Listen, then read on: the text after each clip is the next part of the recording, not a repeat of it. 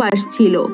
সেই পরীরা জাদু করে অনেক নতুন নতুন জিনিস তৈরি করত আর সেগুলো দিয়ে মানুষদের উপকার করত। এভাবেই দিন কাটছিল। একদিন রানী পরী সব পরীদের তার রাজমহলে ডেকে পাঠায় আর বলেন, শোনো পরীরা, আমি চাই তোমরা এবার এমন কিছু তৈরি করো যেটা দিয়ে আমরা সব সময় সবার উপকার করতে পারি। রানী পরী, আপনি তাহলে কি তৈরি করতে বলছেন আমাদের?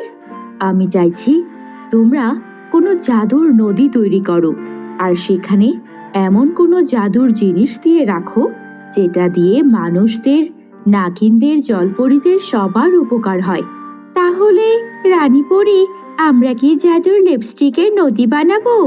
জাদুর লিপস্টিকের নদী তো আমাদের পরীরাজ্যে অনেক আগে থেকেই আছে, জাদুর লিপস্টিকের নদী নয়।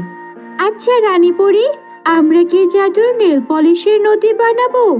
না না, জাদুর নেল পলিশের নদীও পৃথিবীতে আছে, আমাদের নতুন কিছু বানাতে হবে।